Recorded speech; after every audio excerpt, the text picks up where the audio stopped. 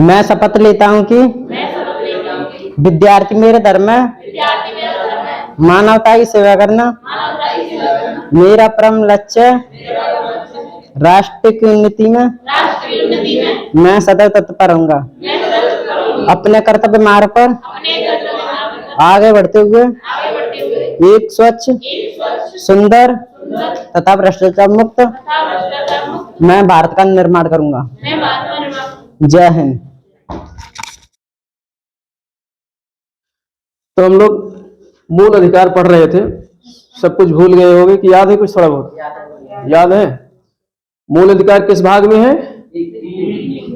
भाग 3 में, संविधान के भाग 3 में। और अनुच्छेद कितने से कितने तक में है?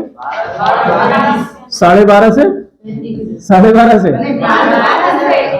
12 से 35। हमसे कह रहे 12.5 12 से 35।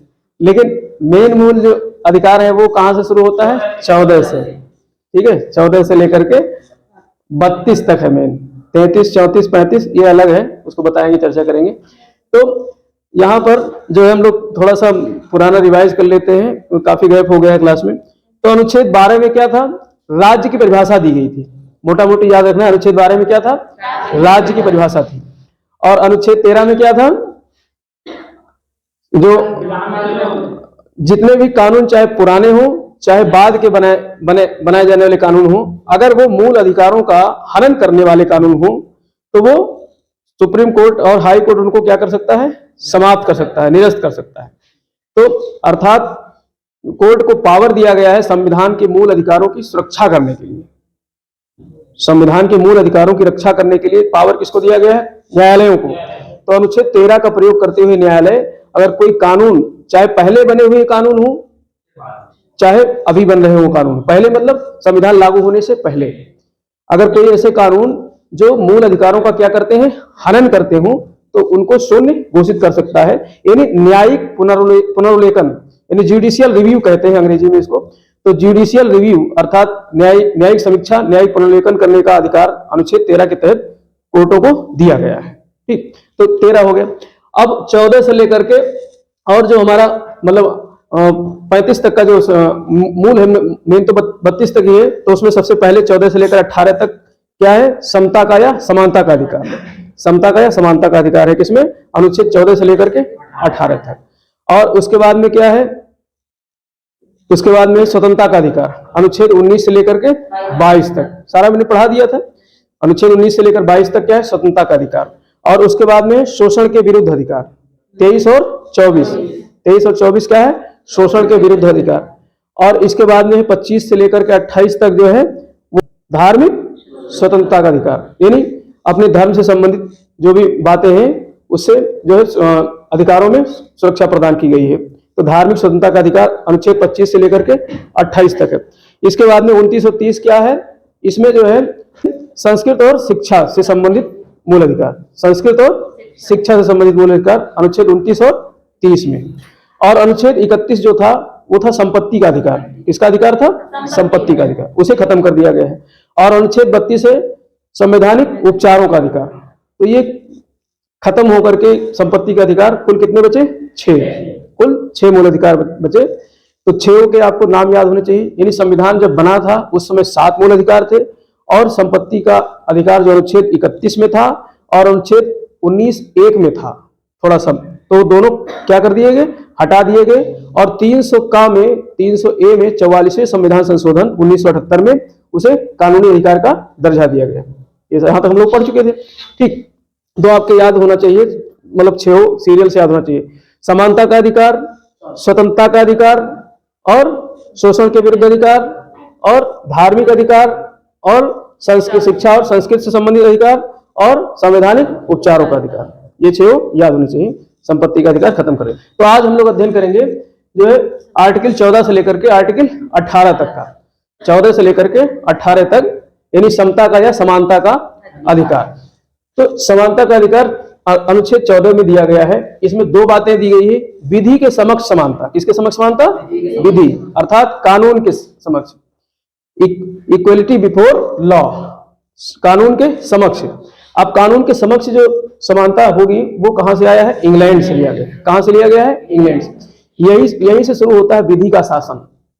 अगर कानून का शासन, अगर भारत में या किसी देश में कानून का शासन, अर्थात भारत की बात कर रहे हैं तो भारत में कानून का शासन अगर हो रहा है तो किसके अनुच्छेद के अनुसार? अनुच्छेद 14 के अनुसार। अनुच्छेद 14 के अनुसार, 14 में भी अनुच्छेद 14(1). भाई जैसे हम लोग लिखते नहीं, कोई मतलब पेपर लिखते हैं तो उसमें पॉइंट लिखते चले जाते हैं, फिर उसके बाद पॉइंट में भी अगर उप पॉइंट लिखना है, सब पॉइंट लिखना है तो ए बी या 1 2 3 लिखते चले जाते हैं। तो अनुच्छेद 14 में भी अनुच्छेद 14(1), ये क्या है? सब क्लॉज है, ये क्लॉज है। और इसके बाद अगर ए बी सी डी लग रहा है तो क्या हो गया? सब क्लॉज हो गया। मेन तो आर्टिकल हो गया 14, और आर्टिकल में भी क्लॉज क्या है? 1। तो एक क्लॉज में दो बातें कही गई हैं, विधि के समक्ष और विधियों का समान संरक्षण। तो विधि अर्थात कानून के समक्ष सभी क्या है? बराबर है। हमारे देखा नहीं होगा, कानून की देवी आंख में पट्टी बांधी रहती, तराजू लेकर ऐसे खड़ी रहती है, तो क्यों ऐसा दिखाया जाता है? फिल्मों में देखा होगा ना, ओरिजिनल तो नहीं देखा होगा, लेकिन फिल्मों में दिखाते, पुरानी फिल्मों में दिखाते थे। अब आजकल के फिल्मों में पता नहीं है ऐसे फिल्म कहाँ बनते हैं। अब तो ऐसे फिल्म बन रहे हैं, कंप्यूटर से बैठ करके सारी रिकॉर्डिंग हो जाती है, कहीं शूटिंग भी करने नहीं जाना पड़ता है। तो सब कुछ बदल गया है, डिजिटल हो गया सारा जमाना। तो क्यों दिखाया जाता है जो है कानून की देवी को अंधा? क्योंकि कानून के समक्ष सब क्या है? बराबर है।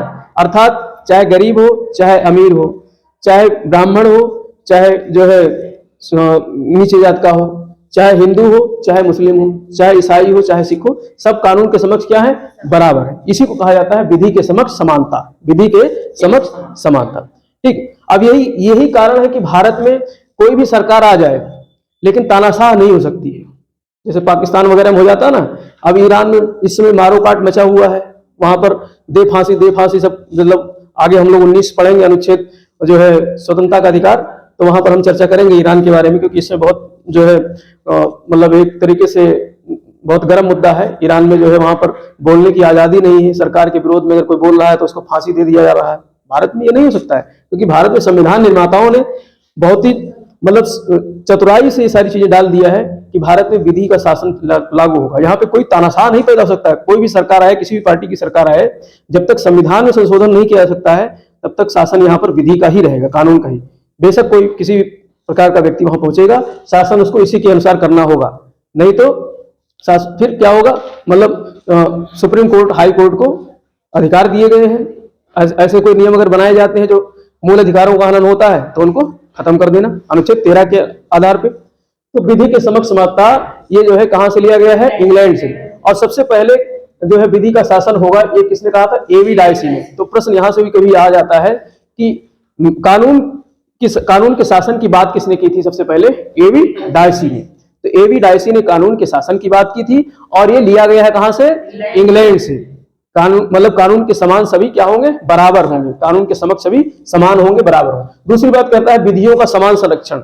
कानून का समान संरक्षण किया जाएगा। संरक्षण मतलब आप देखो, विधि के समाज तो है ही है, लेकिन कभी कभी ये होता है कि जो है जैसे मतलब एक गरीब अमीर आदमी है और उसने कुछ कर दिया, जैसे मान लो किसी गरीब को परेशान कर दिया, तो अब या जो है वो तो कोर्ट चला जाएगा, पैसे हैं उसके पास में, तो अच्छा खासा वकील कर लेगा वो।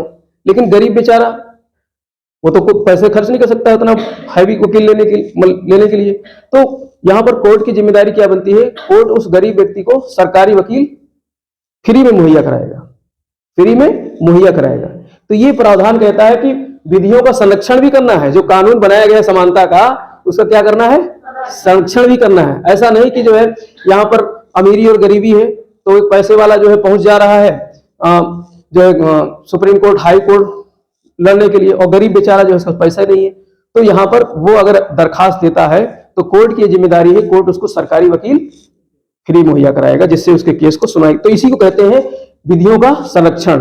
यानी समान रूप से विधि का जो कानून है, समानता का कानून है, कानून के समक्ष सभी समान है, तो इसका संरक्षण भी किया जाएगा। ऐसा नहीं कि जो है मतलब कह दिया गया तो उसके जो है जब धरातल पे पहुंचे तो वहां पर ये बात लागू नहीं हो रही।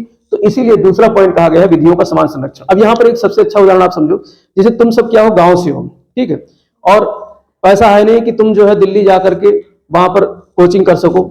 भाई उसके लिए तो साल में 2-2.5 लाख रुपए खर्चा चाहिए पढ़ने के लिए, और सरकारी नौकरियों का तो ये है कि लगे या ना लगे, तो पैसे वाले क्या करते हैं, अपने बच्चों को भेज देते हैं, ठीक है, बच्चा अगर हो जाएगा, सिविल में चला जाएगा, किसी प्रशासनिक सेवा में चला जाएगा, कहीं नौकरी लग जाएगी तो कोई दिक्कत नहीं। लेकिन जिसके माँ बाप गरीब हैं, अब उन गरीब माँ बापों के लिए जो है पैसा इकट्ठा करके और देना, फिर दिल्ली भेजना, फिर वहां पता चले अनिश्चितता है, अनसर्टेनिटी है, लगे ना लगे नौकरी, तो फिर वापस आ जाओगे मतलब 5-6 लाख रुपए खर्च करके, तो दिक्कत होगी ना। तो ये अमीर आदमी तो वहां पहुंच जा रहे हैं। तो ऐसे ही उस समानता को लाने के लिए हमारे जैसे एनजीओ वाले, कुछ गैर सरकारी संगठन, अभी हालांकि हमारा संस्थान ज्ञापन जो है रजिस्टर्ड नहीं है किसी गैर सरकारी संस्थान में, लेकिन ऐसे कुछ संस्थान हैं जो फ्री में सेवा कर रहे हैं, उनकी बराबरी की शिक्षा दे रहे हैं। तो यहाँ पर हो गया ना कानून का समान संरक्षण। कानून का संरक्षण करने के लिए ऐसा, हालांकि हमको बताया नहीं कि ऐसे लोगों को ऐसा करना है, लेकिन कुछ लोग आते हैं वॉलंटियर, अपनी इच्छा से सर्विस करते हैं, शिक्षा देते हैं इस तरीके से। तो अब तुम वहां दिल्ली पढ़ने वाले जो लाखों रुपए खर्च करके आ रहे हैं, वही क्वालिटी हम गांव में दे रहे हैं, वही शिक्षा हम गांव में दे रहे हैं। तो अब उनके बराबर आप जो है फाइट कर सकते हो कि नहीं? अगर वो वहां पढ़ करके जो है तैयारी कर रहे हैं और वही सुविधा तुमको गांव में मिल रही है, तो अब जब वहां परीक्षा हाल में जाओगे तो नॉलेज में समानता होगी कि नहीं होगी? और वो किसकी बदौलत हो सकी? क्योंकि ऐसे कुछ वॉलंटियर्स लोग हैं जो एजुकेशन दे रहे हैं। चाहे आप मेरी बात कर लो, ज्ञापन की बात कर लो, चाहे आप जो है खान सर जैसे लोग हैं जिन्होंने बहुत ही नॉमिनल फीस पे कर दिया है शिक्षा को। मैं आजकल उनको देखता हूँ, मतलब छाए हुए हैं पूरे हिंदुस्तान में जो है। तो उन्होंने, और इसी प्रकार से जो PW फिजिक्स वाला, उसने भी शिक्षा को बहुत सस्ता कर दिया है। तो ये सब समानता लाने की, विधियों का संरक्षण की ही तो सब उदाहरण है। विधियों के संरक्षण का ही उदाहरण तो है। पैसे वाले तो दिल्ली पहुंच जा रहे, कोई दिक्कत नहीं, लेकिन उनकी बराबरी, अगर वो दिल्ली पढ़ रहे हैं और एक गरीब बेचारा जो है उनके स्तर तक शिक्षा नहीं मिल पाई गरीब को, तो फिर परीक्षा हाल में कहां फाइट कर पाएगा उनके बराबर? तो फिर यहाँ पे आप बात कर रहे हो कानून के समक्ष सब बराबर हैं, लेकिन जो है पढ़ाई में तो ऊंच नीच हो गया ना। तो यहाँ पे आप जो है हमारा उदाहरण देख सकते हो, या और भी ऐसे संगठन है, संस्थान है जो इस तरीके से जो है कार्य कर रहे हैं। जैसे आनंद कुमार सुपर 30, उनके यहाँ से तो हर साल जो है 30 बच्चे IIT वगैरह में जाते हैं और फ्री रखते हैं अपने यहाँ, खाना पीना सब कुछ फ्री जो है बच्चों को। पूरे इंडिया से बच्चे ऐसे छांटे जाते हैं जो गरीब तबके के हैं और उनको फ्री सर्विस देते हैं। हॉस्टल भी है, सब कुछ है। उन्हीं में से जो कुछ सेलेक्ट हो जाते हैं तो अपना वो जो है देते रहते हैं, रन हो रहा है उनका संस्थान। तो कहने का मतलब ऐसे संगठन हैं जो इस तरीके से काम कर रहे हैं वॉलंटियर तरीके से, तो वही काम हम भी कर रहे हैं। तो ये विधियों का समान संरक्षण हो रहा है, इसका उदाहरण है कि नहीं? ठीक। तो अब इसमें कुछ अपवाद भी हैं। कुछ लोगों को इससे, अब विधि के समक्ष सभी बराबर हैं, लेकिन यहाँ पर कुछ लोगों को छूट दी गई, जैसे राष्ट्रपति और उपराज्यपाल। राष्ट्रपति और उपराज्यपाल जब तक अपने पद पर हैं तो पद पर रहते हुए उन पर फौजदारी का मुकदमा नहीं चलाया जा सकता है। बेशक मर्डर करके आ जाए राष्ट्रपति, लेकिन उसे फौजदारी का मुकदमा चलाओगे, फांसी की सजा अगर कोर्ट ने सुना दिया तो उसी के हाथ में क्या है? सजा को कम करना, फांसी की सजा को माफ करना। तुरंत बैठ करके क्या करेगा? अपनी सजा को माफ कर लेगा। तो कानून निर्माताओं ने, विधि बनाने वालों ने बहुत सोच समझ करके कहा, भैया पहले ही हम पॉइंट रख देते हैं कि ये लोग इस कानून से क्या होंगे? बाहर होंगे। तो राष्ट्रपति, उपराज्यपाल, इनको इस कानून से क्या रखा गया है? बाहर। लेकिन कब तक? जब तक वो उस पद पर हैं, पद से हटे नहीं कि अगर कोई ऐसे कार्य किया है तो उस कृत्य के खिलाफ पद से हटने के बाद में कार्यवाही होगी। ठीक। लेकिन ऐसा नहीं कि ये बहुत ही मतलब इनके इससे संरक्षण दिया गया है, तो ऐसा नहीं कि कुछ भी कर सकते हैं। इनके खिलाफ बाकायदा संसद में जो है महाअभियोग लगा करके, इम्पीचमेंट लगा करके इनको हटाया भी जा सकता है। ऐसा नहीं कि जो है कोई मनमानी करते हैं राष्ट्रपति महोदय, भारत के प्रथम नागरिक है तो कुछ भी कर सकते हैं। महामहिम है जरूर, लेकिन इनके लिए भी कुछ जो है बंदिशें हैं। तो इन पर जो है संसद जो है महाअभियोग चला सकती है। वो सब हम आगे पढ़ेंगे, संसद पढ़ेंगे। इसके अलावा जो है सांसद और विधायक, जब सत्र चल रहा होता है, सब हम लोग आगे, अभी इतना खाली ध्यान रखो, सत्र मतलब जो सेशन चलते हैं हमारे, बैठकें होती हैं जिसमें कानून पास किए जाते हैं, तो उस समय कानून सत्र जो चल रहा है, तो सत्र के पहले, सत्र की अवधि के दौरान जो है, यानी 40 दिन का लगभग समय होता है, उस दौरान इनकी गिरफ्तारी नहीं हो सकती है। भाई कानून बनाने जा रहे हैं, अब पता चले किसी केस में वो फंस गए और जेल में डाल दिया, तो कानून बनाने वाले जेल में बैठे होंगे तो कानून कौन बनाएगा? तो इसलिए इनको भी इससे थोड़ा सा छूट दिया गया है। किसके? विधि के समक्ष ये थोड़ा सा इसके क्या है? अपवाद है। तो इसलिए कानून में, और बाकी सब ऐसा नहीं कि कोई जो है अंबानी है, बिरयानी है, बिरयानी नहीं अंबानी है या टाटा बिरला कुछ भी है, और जो है हम बेचारे जो है गरीब आदमी, तो उनको कानून जो है कहेगा पैसे वाले हैं तो इनके लिए अलग कानून, और जो कम पैसे वाले हैं उनके लिए अलग कानून। ऐसा नहीं है, ऐसा ईरान में है, यहाँ नहीं है। ठीक, यहाँ तो सब बराबर है कानून के सामने। तो ये हो गया आर्टिकल नंबर 14 में। तो यहाँ पर ये कहती है समता का अधिकार, ठीक है, इक्वलिटी का, पावर ऑफ जो है राइट ऑफ इक्वलिटी, समानता का अधिकार। 15वां है भेदभाव का निषेध। भेदभाव का निषेध अर्थात जो है किसी के बीच जो है भेदभाव राज्य नहीं करेगा। राज्य ये सबको मिला है, ये तो नागरिक और गैर नागरिक, इन जो विदेशी भी भारत में रह रहे हैं, जिनकी नागरिकता भारत में नहीं है और जो भारत घूमने टहलने आ रहे हैं, उनको भी एक अधिकार मिला हुआ है। आर्टिकल 15, 16 और 19 और 29 और 30 ये आर्टिकल सिर्फ भारत के नागरिकों को मिला हुआ है। किसको मिला है? भारत के नागरिक। तो प्रश्न यहां से कई बार आते हैं, इनको आप नोट कर लेना। आर्टिकल 15 और आर्टिकल 16 दोनों लगातार हैं, 15 और 16, और आर्टिकल 19 और 29 और 30। तो 5 आर्टिकल ऐसे हैं कौन से मूल अधिकारों में जो सिर्फ किसको मिले हैं? भारत के नागरिकों को। और नागरिक के बारे में हमने बता दिया था भाग नंबर 2 में। भाग 2 पढ़ चुके हैं ना, जिसमें सिटीजनशिप के बारे में चर्चा की है, तो कौन नागरिक होगा सब चर्चा कर चुके हैं। तो सिर्फ भारत के नागरिकों को आर्टिकल 5 के तहत उनको सिर्फ मतलब उन्हें ही मिला है, बाकी विदेशियों को नहीं मिला है। लेकिन कानून के समक्ष सभी बराबर होंगे, विदेशियों को भी मिला है। ऐसा थोड़े नहीं कि आप जो है कोई विदेशी आ रहा है उसको मार दोगे, झापड़ मार दोगे और उसका मर्डर कर दोगे तो उसको जो है मतलब कानून से जो है उसको न्याय नहीं मिलेगा, उसको भी न्याय मिलेगा भाई। तो उसको भी कानून समझ सब बराबर है, ठीक। लेकिन यहाँ पर भेदभाव का निषेध किया गया है, ये सिर्फ किसको मिला है? भारतीय नागरिकों को मिला है। ये सिर्फ किसको मिला है? भारतीय नागरिकों को मिला है। इसमें भी जो है 2 मुख्य उपबंध हैं, क्लॉज हैं जो भेदभाव का निषेध करते हैं। पहला क्लॉज कहता है कि राज्य की परिभाषा मैंने दे दी है आर्टिकल 12 में। कौन कौन राज्य होंगे? जैसे केंद्र सरकार, संसद और जो है विधानसभाएं और राज्य सरकारें, ठीक है।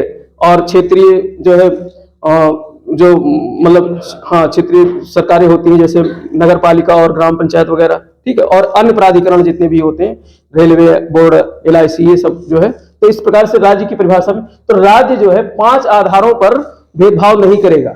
राज्य जो है भारत के नागरिकों के खिलाफ जो है 5 आधार लिख दिए गए हैं बाकायदा। उन 5 आधारों पर जो है क्या नहीं करेगा? भेदभाव यानी समानता का व्यवहार करेगा। किस किस आधार पे? तो आधार की अगर हम बात करें तो आपका एक तो धर्म के आधार पे, यानी धर्म के आधार पे राज्य कहेगा सभी क्या है? समान है। कानून की नजर में राज्य के लिए जो है सभी धर्म के आधार पे क्या है? समान है। और इसके अलावा धर्म हो गया और वंश हो गया। धर्म के साथ क्या हो गया? मूल वंश। और इसके अलावा जाति हो गया, जाति के आधार पे भी क्या है? सब समान है, ठीक है। चौथा है लिंग के आधार पे, और 5वां है जन्म स्थान के आधार पे। तो ये 5 आपको पॉइंट याद रखना है। 5 आधारों पर धर्म, वंश, जाति, लिंग और जन्म स्थान, इन 5 आधारों पर राज्य जो है अपने राज्य के नागरिकों के लिए, सिर्फ नागरिक, गैर नागरिक नहीं, अपने राज्य के नागरिकों के लिए, अर्थात राज्य मतलब कोई भी राज्य हो सकता है, केंद्र की बात करेंगे तो केंद्र, राज्य की बात करेंगे तो राज्य, तो इनके आधार पे क्या नहीं करेगा? विभेद नहीं करेगा, यानी उनमें कोई जो है भेदभाव नहीं करेगा। धर्म के आधार पे, यानी तुम हिंदू हो, तुम मुसलमान हो, तुम जो है कुछ किसी धर्म के हो, तो तुम सब क्या हो? समान हो। राज्य के दृष्टिकोण में सब क्या है? समान है। यानी राज्य कोई कानून जब बनाएगा तो इस बात को ध्यान में नहीं रखेगा कि हमें हिंदू धर्म के लिए अलग कानून बना देना है, मुस्लिम धर्म के लिए अलग कानून बना देना है, ऐसा नहीं करेगा राज्य। इस चीज को क्या रखेगा? ध्यान में रखेगा। इसीलिए यहाँ पर भेदभाव का निषेध किया गया है। और वंश के आधार पर कोई भी मूल वंश का हो सकता है, ठीक। और जाति, तमाम जातियां हैं भारत में, तो जाति को भी ध्यान में रखना है। और लिंग अर्थात महिला है या पुरुष है, इसका भी ध्यान रखना है कि महिला और पुरुष के आधार पर भेदभाव आप नहीं कर सकते हो। महिलाएं भी उसी तरीके से जो है समान है, पुरुषों के समान ही है। और जन्म स्थान, यानी मान लो कि जिसका जन्म हुआ, जैसे हम लोग उत्तर प्रदेश में जन्म हुआ है, तो हम लोगों के आधार पर, यानी जहां पे जन्म हुआ है उस राज्य का ये जिम्मेदारी है कि अपने राज्य में जन्म लेने वाले व्यक्ति के खिलाफ क्या होगा? भेदभाव नहीं करेगा, ठीक। तो ये 5 आधारों पर, तो यहाँ पर आधार आपको ध्यान रखना है कि कितने आधारों पर? 5 आधारों पर। तो 15(1) में जो है संविधान हमारा कहता है कि राज्य जो है अपने नागरिकों के लिए जो है भेदभाव नहीं करेगा 5 आधारों पर। और 15(2) कहता है कि राज्य के साथ साथ जो व्यक्ति हैं, प्राइवेट व्यक्ति भी हैं, वो भी भेदभाव नहीं करेंगे। प्राइवेट व्यक्ति जैसे मान लो मतलब हमारा एक क्या है, एक होटल है और हम जो है बहुत ऊंचे दर्जे के आदमी हैं, ऊंचे दर्जे मतलब मान लो हम जो है किसी ऊंचे जाति के हैं और हमने बाहर लिख दिया कि यहाँ पर जो है गैर हिंदुओं का, गैर जो है निम्न जातियों का इनका आना वर्जित है।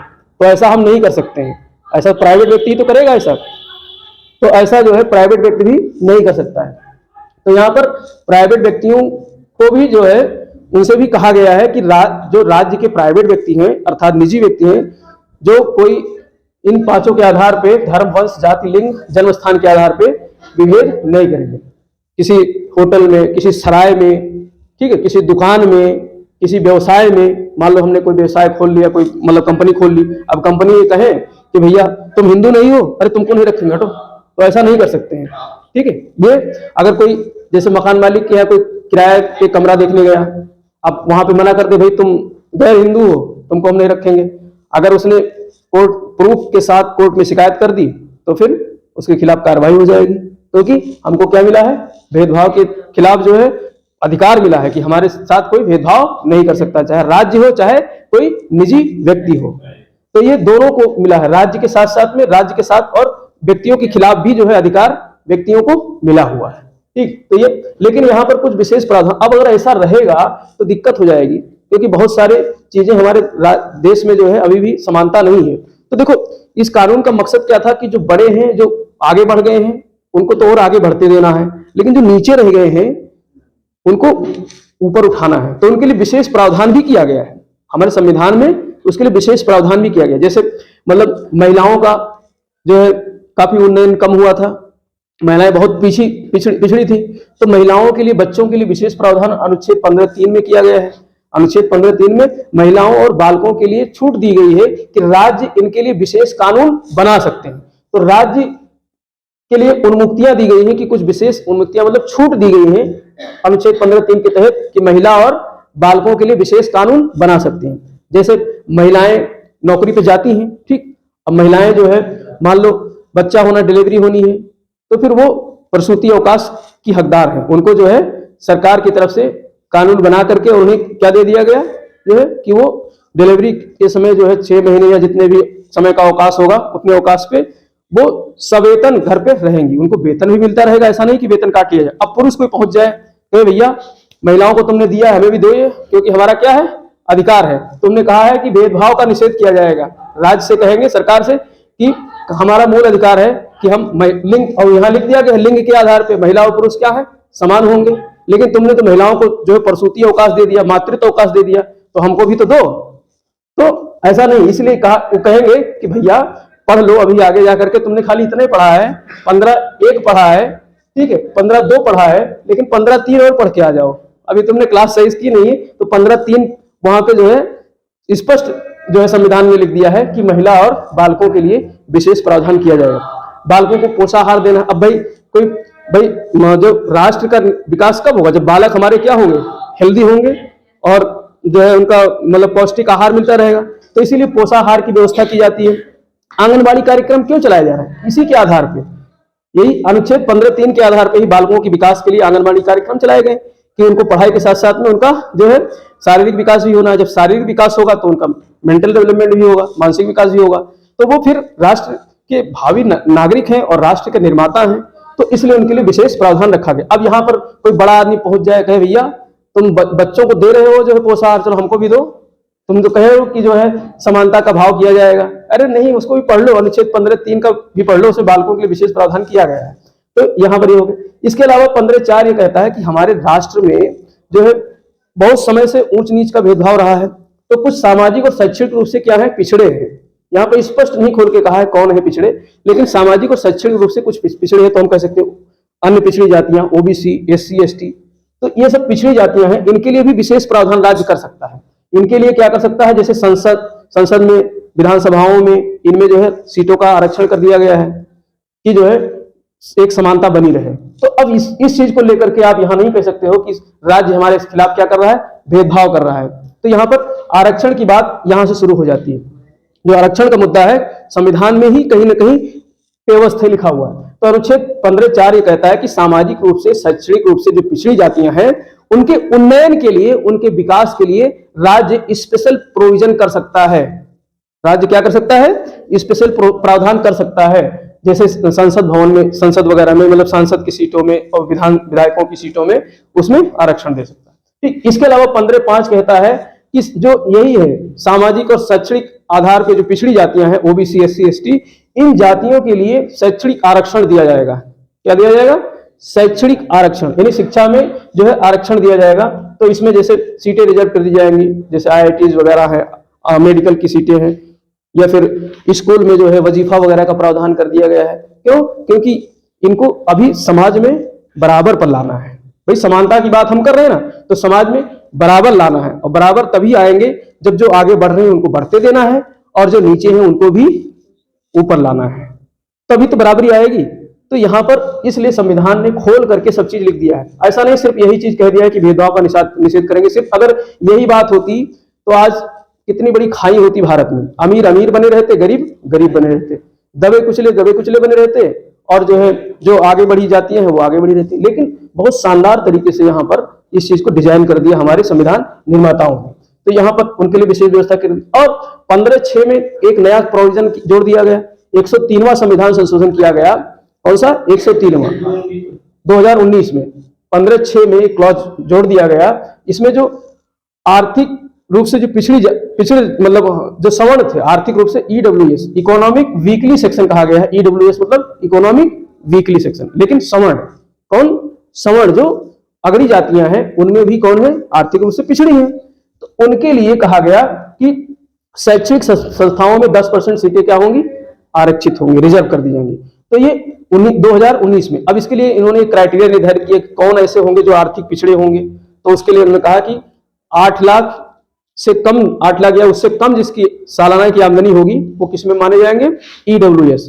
तो अगर इतना प्रोविजन है, अगर और भी बहुत सारी चीजें हैं, जैसे मतलब फ्लैट वगैरह का, गाड़ियों का, ये सारी चीजें देखी जाती हैं। फिर उसके आधार पे एक अलग से सर्टिफिकेट बनता है EWS का, और वो सर्टिफिकेट लेकर के आप जिस तरीके से यहाँ पर आरक्षण किया गया है शिक्षण संस्थाओं में सीटों का, ऐसे ही इनके लिए भी 10% सीटें क्या कर दी गई हैं? आरक्षित कर दी। लेकिन यहाँ पर आरक्षण 50% किया गया है, 50% से अधिक नहीं होगा। तो अब इनको 10% जोड़ दोगे तो 60 हो जाएगा। तो यहाँ पर इनका 50% नहीं खाया गया है। ये जो है अलग से, ये कहां से लाया गया है?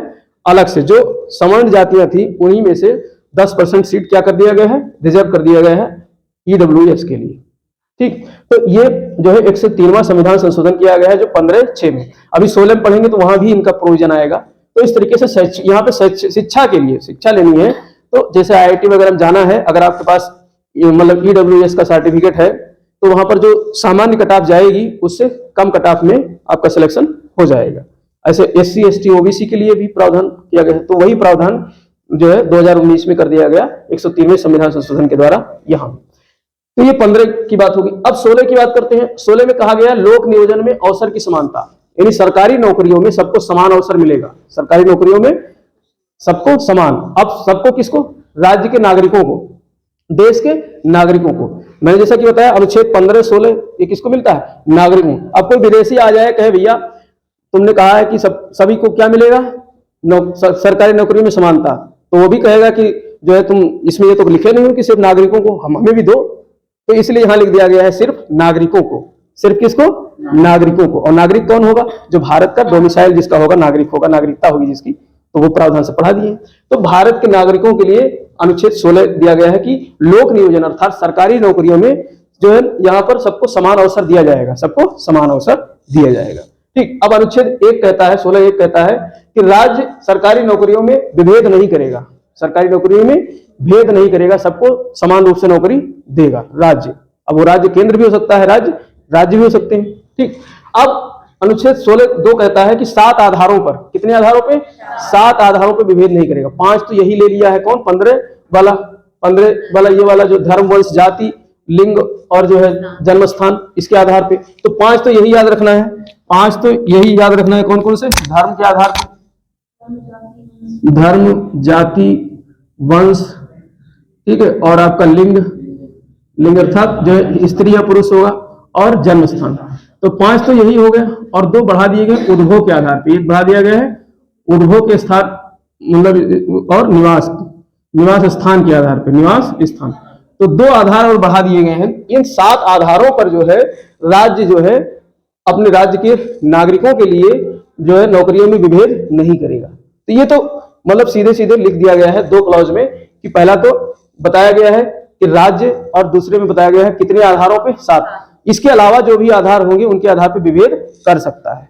इसके अलावा वो विभेद कर सकता है सीधे भाई, इसीलिए तो 7 आधार खोल करके लिख दिए और 5 आधार यहाँ खोल करके लिख दिए कि इसके अलावा कोई और भी तरीके से हम भेदभाव कर सकते हैं। तो यहाँ पर जो है, लेकिन अब यहाँ भी दिक्कत आ रही है क्योंकि अभी समाज हमारा समान नहीं है, इसीलिए जो आरक्षण को रखा गया है वो उसकी समय सीमा तय कर दी गई है। जैसे संसद में सीटों का आरक्षण था वो 10 वर्ष के लिए किया जाता है, तो अभी वो 2030 तक बढ़ा दिया गया। 2020 में उसकी सीमा खत्म हो रही थी और अभी संविधान संशोधन करके उसकी सीमा 10 साल की और बढ़ा दिया गया, क्योंकि अभी पिछड़ी जातियां जो अभी रह गई हैं, जो समान लेवल पर नहीं आ पाए हैं समाज में, तो उनको बराबर करने के लिए उसमें संशोधन करके फिर से 10 साल के लिए बढ़ा दिया गया। जब ये समाज पूरा समान हो जाएगा तो फिर ये जो क्लॉज है ये सब खत्म हो सकते हैं, ठीक, लेकिन टाइम लगेगा। तो यहाँ पर जो है, और ऐसा कभी हो ही नहीं सकता है समाज समान हो जाए, समाज समान हो ही नहीं सकता है कभी, क्योंकि सैचुरेशन की स्थिति नहीं आ सकती है किसी भी चीज में। अगर सैचुरेशन की स्थिति आ जाएगी तो भाई एक समान, जैसे कोई जलवायु की मान लो, कोई समान जलवायु, जैसे मान लो सिर्फ गर्मी ही गर्मी हो 12 महीने, तो कितना आनंद आएगा तुम्हारे लिए, दिक्कत होगी ना। तो ऐसे समाज के साथ भी है, समाज में भी कभी सैचुरेशन की स्थिति नहीं आ सकती, समानता नहीं आ सकती है, भेदभाव बना ही गई, ठीक।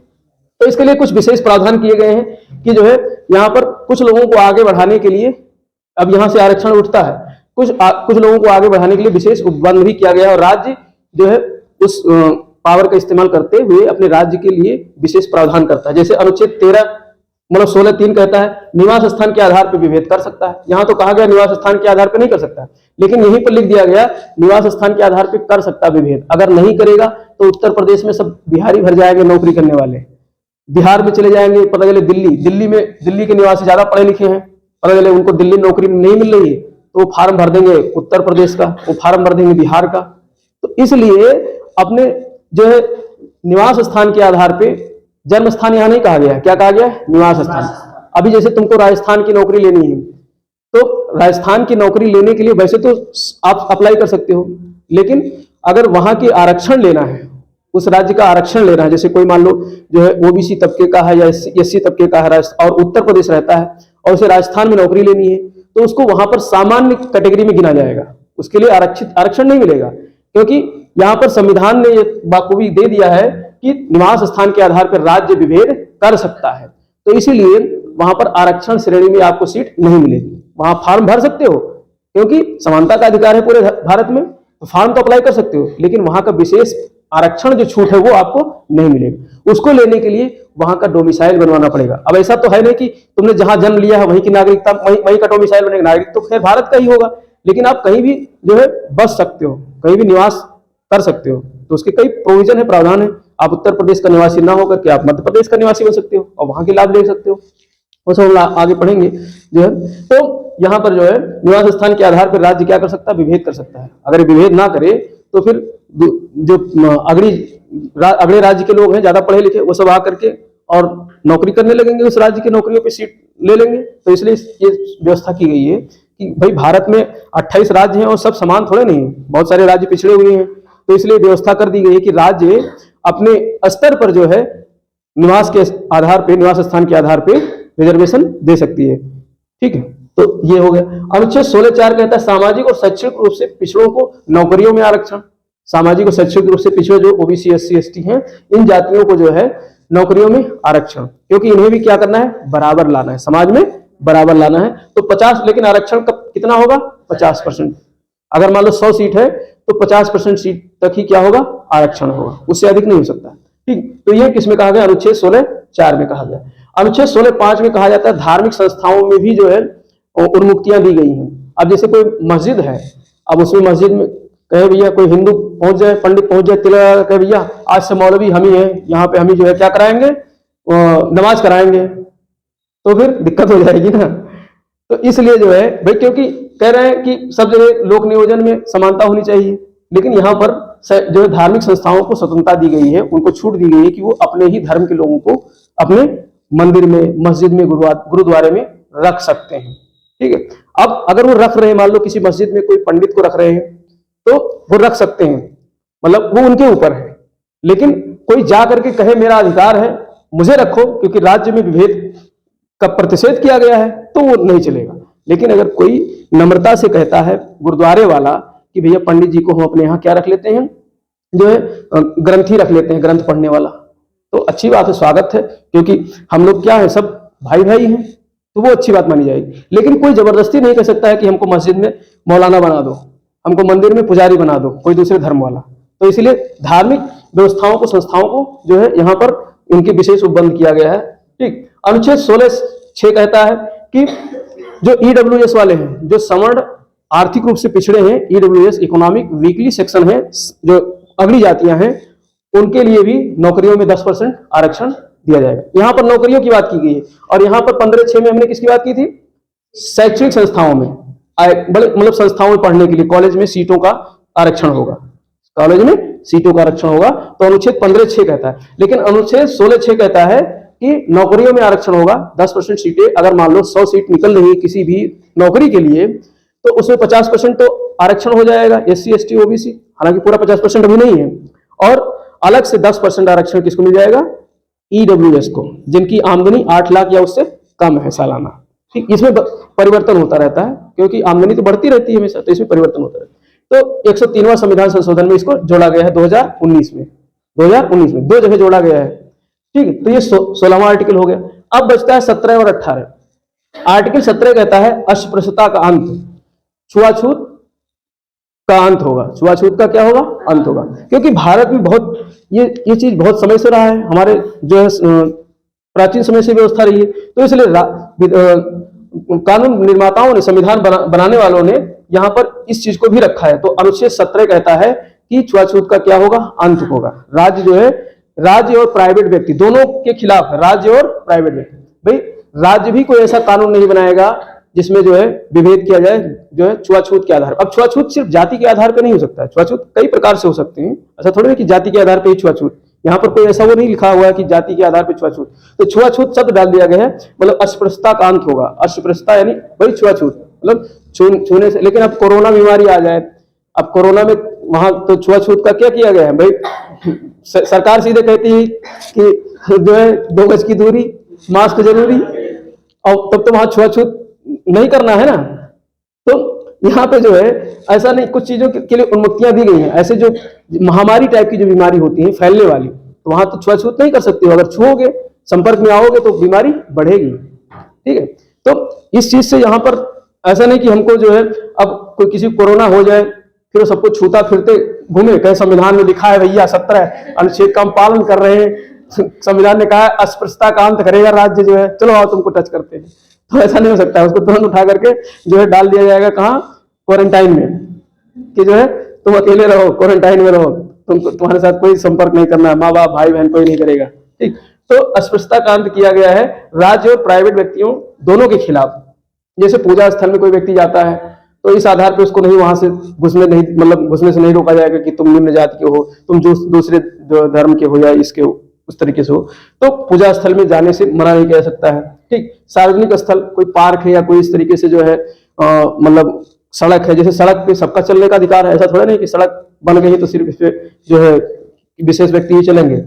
और किसी का अपमान होता है, अगर इसी को लेकर के बहुत सारे लोग जो है कोर्ट चले जाते हैं। किसी का अपमान अगर किसी ने कर दिया तो वहां भी जो है माना जाएगा कि जो है अस्पृश्यता किया गया है। ठीक, और व्यापार में भेदभाव नहीं कर सकते हो, व्यापार वगैरह। तो ये राज्य और प्राइवेट व्यक्तियों दोनों के लिए, तो इसके लिए सरकार ने अस्पृश्यता निवारण अधिनियम 1955 बनाया था। 1955 में एक कानून बनाया था, अस्पृश्यता निवारण अधिनियम, और ये दंडनीय अपराध है अगर कोई ऐसा करता है। जैसे मान लो किसी को मंदिर जाने से मना किया जाता है और उसको प्रूफ दे देता है कोर्ट में, तो उसके खिलाफ जुर्माना भी लग सकता है और जेल की सजा भी हो सकती है। यानी ये दंडनीय अपराध है, इसको पूरी तरीके से खत्म करने का प्रावधान किया गया, मतलब जो है राज्यों के द्वारा, कि मतलब कानून के द्वारा जो है संविधान में अस्पृश्यता का अंत करना ही करना है। अस्पृश्यता अगर रहेगा तो समाज तरक्की नहीं करेगा, तो इसलिए इसको कानूनी, मतलब इसको दंडनीय बनाया गया है। तो इस तरीके से आर्टिकल 17, तो ये याद रखना है। सीधे प्रश्न मतलब ऐसे आ जाए तो मैं गहराई में पढ़ा रहा हूं, लेकिन सीधे प्रश्न एक आर्टिकल दे देगा और मिलान करने के लिए दे देगा कानून के समक्ष समता, ठीक है। और जो है आपका भेदभाव का निषेध, अस्पृश्यता का अंत, उपाधियों का अंत, फिर एक तरफ देगा 14, 15, 16, 17, 18, तो मिलान करो। तो ये भी याद होने चाहिए। गहराई में तो इसलिए पढ़ा रहा हूं कि एक एक चीज मतलब आपको कहीं से भी किसी भी परीक्षा में बैठ जाओ तो कोई भी प्रश्न मिस नहीं होना चाहिए। लेकिन आपको ये भी याद रखना है, इन जो है 14 से लेकर 18 तक जो प्रोविजन किए गए हैं, प्रावधान किए गए हैं, तो उनको भी याद रखना है आपको। अभी याद करा देंगे यहीं पर। तो 17 अस्पृश्यता का अंत। अब 18 कह रहा है उपाधियों का अंत। भाई भारत में जब सबको समान कहा गया है तो कोई पता चले जो है लगा ले अपने आगे सर, नाइट, ठीक है, इडली पिडली, कोई उपाधि लगा ले जिससे सुपीरियरिटी जो है निश्चित हो, तो ऐसा नहीं चलेगा। पहले अंग्रेजों के समय में नाइट की उपाधि दी जाती थी, सर की उपाधि दी जाती थी, और जो है वायसराय की उपाधि दी जाती थी, राय बहादुर की उपाधि दी जाती थी। तो ये सब अब नहीं चलेगा। अब जो है भाई अगर तुमने सर लगा लिया और राय बहादुर लगा लिया तो तुम माने जाओगे समाज में ऊंचे हो। तो भाई समानता की बात की जा रही है, तो ये उपाधि नहीं चलेगी भारत में कि तुम उपाधि लगा लो। अब लेकिन दो चीजों को छोड़ करके, शिक्षा और सेना। भाई सेना में कोई मेजर है तो अपने नाम के आगे मेजर लगाता ना। मेजर संजय चतुर्वेदी हमारे मित्र थे, अब इसमें शायद ब्रिगेडियर हैं, तो अपने नाम के आगे लगा सकते हैं उपाधि। सेना वाले रैंक, जिसको रैंकिंग कहते हैं ना, ब्रिगेडियर, नायब सूबेदार, ठीक है, इस तरीके से। और शिक्षा में मान लो कोई पढ़ के आया है पीएचडी करके, तो डॉक्टर लगाता है कि नहीं लगाता है? कोई एमबीबीएस करके आया तो डॉक्टर लगाता है कि नहीं? डॉक्टर और जो है खुराना नाम के आगे लिखा रहता है ना डॉक्टर, और पीएचडी करके आया तो डॉक्टर सर्मेंद्र शर्मा लिखते हैं कि नहीं? तो मतलब शिक्षा को छूट रखा गया। शिक्षा और रैंक, सेना में जो रैंकिंग है वो, और शिक्षा को इससे छूट दिया गया, वो लगा सकते हैं। लेकिन बाकी और कोई उपाधि ना तो राज्य सरकार देगी और ना विदेश से कोई लेने हैं। अगर तुम चाहो, मतलब पाकिस्तान कहे कि जो है सचिन को बुला लेते हैं और कहते हैं निशान पाकिस्तान दे देते हैं सचिन तेंदुलकर को, भैया नहीं जाने देंगे तुमको हम, क्योंकि तुम उपाधि लेके आओगे वहां से तो सुपीरियर माने जाओगे। अगर तुम्हें लेना है उपाधि और सरकार में लाभ के पद पर हो तो राष्ट्रपति से क्या लेना पड़ेगा? परमिशन। अब ऐसा भी नहीं, मान लो कोई भारत का जो है प्रधानमंत्री, जैसे प्रधानमंत्री को बहुत सारे जो है सम्मान मिलते हैं विदेशों में, तो अब हम मना भी तो नहीं कर सकते हैं कि हमारे संविधान में लिखा है सब नागरिक समान है तो हम तुम्हारा नहीं लेंगे। तो उसके लिए प्रावधान किया गया है कि राष्ट्रपति से सहमति लेनी पड़ेगी। राष्ट्रपति हालांकि सहमत दे देता है, उसे मना नहीं करता है, तो राष्ट्रपति से सहमत लेकर के जो लाभ के पद पर बैठे हुए व्यक्ति हैं, अब लाभ के पद पर कौन? जो मंत्री होंगे, जो मतलब इस तरीके से व्यक्ति होंगे। अब हमको थोड़े नहीं कोई बुला करके कहेगा पाकिस्तान निशानी पाकिस्तान लोगों को दे रहे हैं, तो हमें देगा भी नहीं, हम लेंगे भी नहीं इससे। लेकिन जो लाभ के पद पर बैठे हुए तो उनको पाकिस्तान मतलब राष्ट्रपति से परमिशन लेकर के जो है उपाधि ले सकते हैं। लेकिन नाम के आगे नहीं लगाना है, जिससे कि सबको लगे, ये ना लगे कि तुम सुपीरियर हो गए हो। लेकिन अब यहाँ पर जैसे कभी कभी कुछ विवाद चलता है कि जैसे भारत रत्न अवार्ड दिया जाता है, पद्म पुरस्कार दिए जाते हैं, 3 पुरस्कार होते हैं पद्म में, पद्म विभूषण, पद्म भूषण और जो है पद्मश्री। तो अब ये इनको पुरस्कार दिया जाता है तो इसे उपाधि नहीं कहा जाता है। इसमें बीच में कुछ लोगों ने कोर्ट में जाकर के इसको रिट भी कर दिया था और बीच में बंद भी कर दिया था सरकार ने कि जब समानता की बात की जा रही है तो ये उपाधियां क्यों दी जा रही है। तो बाद में इसमें संशोधन होकर आया कि ये उपाधि नहीं है, ये मतलब एक जो है पुरस्कार है, और कोई अपने नाम के आगे और पीछे ये नहीं लिखेगा कि जो है राजेंद्र, वो भारत रत्न राजेंद्र प्रसाद। भाई लिखने के लिए तो लिख देते हैं, लेकिन अपने नाम के आगे आप नहीं लगा सकते। जैसे डॉक्टर लगाते हो, डॉक्टर राजेंद्र प्रसाद, तो आप पुरस्कार जो आपको सम्मान मिला है वो सम्मान आप नहीं लगा सकते हो, उपाधि नहीं लगा सकते हो, इसीलिए तो उपाधि कहा गया। तो उपाधियों का अंत किया गया है। तो ये सम्मान मिल सकता है, मिलेगा आपको, क्योंकि अच्छा काम करोगे। भाई पुरस्कार सम्मान क्यों दिया जाता है? कि आप अच्छा काम कर रहे हो तो आपको और प्रोत्साहित करने के लिए कि आप आगे बढ़ते रहो और काम करते रहो, समाज सेवा करते रहो, तो इसलिए सम्मान पुरस्कार दिए जाते हैं। लेकिन सबके नागरिक के सामने सबके आप समान हो, तो इसलिए आप उस उपाधि को आप धारण नहीं करोगे, अपने नाम के आगे कहीं लिखोगे नहीं कि हम जो है पद्म विभूषण प्राप्त जो है व्यक्ति है, तो हम लिख देंगे पद्म विभूषण सत्येंद्र शर्मा, ऐसा नहीं लिख सकते हो आप। ठीक, तो ये जो है इस तरीके से 14, 15, 16, 17, 18 5 क्लॉज में जो है समानता का अधिकार दिया गया है। कौन सा अधिकार? समानता का अधिकार। अब ये पांचों याद करो। अनुच्छेद 14 किसका कहता है? विधि के समक्ष सभी समान होंगे, कानून के समक्ष सभी समान होंगे, अनुच्छेद 14। अनुच्छेद 15 क्या कहता है? भेदभाव का निषेध, भेदभाव का निषेध। अनुच्छेद 16 क्या कहता है? लोक निर्णय। सरकारी नौकरियों में जो है समानता, लोक नियोजन में समानता। और अनुच्छेद 17 क्या कहता है? अस्पृश्यता कानून। अनुच्छेद 18 उपाधियों कानून। तो ये भी याद होना चाहिए। और बाकी जो क्लॉज जो इस तरीके से गहराई में बताया है, ये तो आपको बीच बीच में पढ़ते रहना जिससे याद रहे। और ये बेसिक जानकारी थी। देखो, संविधान को जब आप जानते रहोगे तो आपका शोषण नहीं होगा कहीं भी, ठीक है। नहीं, अगर संविधान नहीं जाने हो, पर अभी पढ़ाएंगे इसमें गिरफ्तारी वगैरह से संबंधित। नहीं तो पुलिस अभी तक क्या था, पुलिस आती थी, हड़का करके और पैसे वसूल ले जाती थी। लेकिन जब आप जानते रहोगे कि हमारा अधिकार क्या है, संविधान ने दिया है, तो ऐसा नहीं कर सकती है पुलिस कोई भी, ठीक है। तो वो सब हम इसी में पढ़ेंगे आगे चल करके, जो है आगे आने वाले इसमें टॉपिक्स में। तो इस तरीके से ये जो है लिंग के आधार पर भेदभाव नहीं कर सकते, जो किन्नर होते हैं उनके साथ भेदभाव। हाँ, तो नहीं भेदभाव होता है, उन्हें इनके आधार पर भी भेदभाव कहाँ होता है? वो तो देखो, मैंने बताया कानून क्या मांगता है। कानून मांगता है जो है प्रूफ। अब प्रूफ आप अगर कोई ऐसा दे देते हो कि किसी किन्नर के खिलाफ जो है भेदभाव किया गया है, इसमें बहुत बहस हुई है, बाद में भी काफी चर्चा हुई, बहस हुई है। तो बाद में यही निकला गया कि जो है उनको भी समाज में बराबर लाना है, तो उनके लिए भी कुछ विशेष प्रावधान किए गए हैं। समाज में किन्नरों के लिए भी विशेष प्रावधान किए गए हैं। ऐसा नहीं कि विभेद कर सकते हैं। ये बात अलग है कि किसी घर में किन्नर, अब किन्नर कोई अलग से थोड़ी नहीं जन्म लेता है। मैंने पढ़ा है बायोलॉजी में कैसे किन्नर हो जाते हैं। कुछ डिसऑर्डर्स होते हैं, हार्मोनल डिसऑर्डर्स होते हैं, उसकी वजह से किन्नर बन जाते हैं। तो अब ऐसा थोड़े नहीं कि जो है उन्होंने अपनी एक अलग सोसाइटी बना रखी है, अब उनको पता लगता है कि फलाने घर में किन्नर पैदा हो गया तो आकर ले जाते हैं। तो वो ले जाते हैं, वो बात अलग है, लेकिन उनको भी समाज में उतना ही बराबर का हिस्सा मिला है जितना सबको मिला है, ठीक। उन्हें आप उनको जो है घर की संपत्ति से जो है दखल नहीं किया जा सकता है। वो अपने अधिकार को लेकर के कोर्ट भी जा सकते हैं।